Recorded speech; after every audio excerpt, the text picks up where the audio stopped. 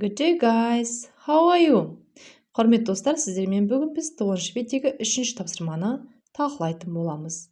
Каналға тіркеліп, лайк басып, комментарий қалдыруды ұмытпаңыздар. Берілген тапсырмада read and write A or B деп берілген. Яғни екі мәтінді оқимыз да, астында берілген сөйлемдердің қай мәтінге тиесілі екенін табатын боламыз. Берілген мәтін. A. Consort Road SE15. Large family home with 3 floors, 4 double bedrooms and 2 bathrooms.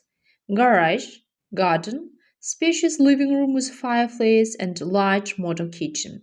Tell 02089819944.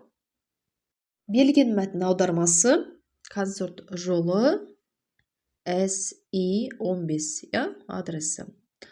3 қабатты, 8 жатын бөлмесі, 2 ваннасы бар үлкен отбасылық үй, гаражы, бақшасы, камині бар үлкен қонақ үйі және үлкен заманауи асханасы бар үй.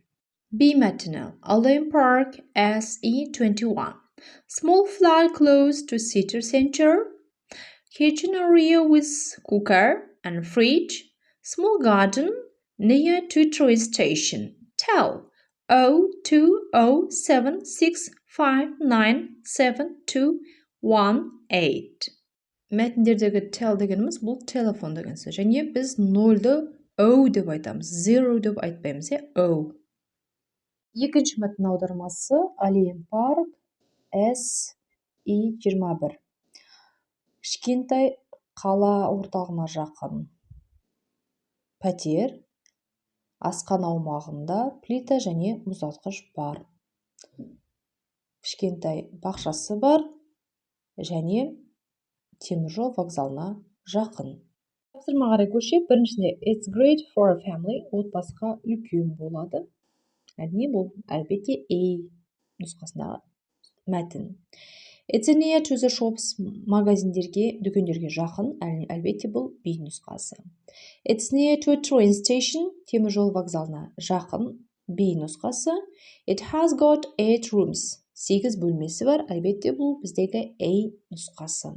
Біз өйткені онда 8 бөлмеде бар деп айтқан едік. Бесіншісінде It's a good place for a student, бұл студенттерге жақсы жер, әлбетте бұл B.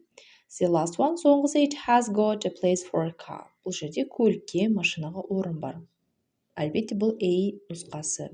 A нұсқадағы үйде бізде гараж бар, Достар, сіздермен біз Workbook'тағы 9-шы беттегі 3-ші тапсырманы талқыладық. Сұрақтарыңыз болса, комментарийға жаза кетіңіздер. Have a nice day, guys!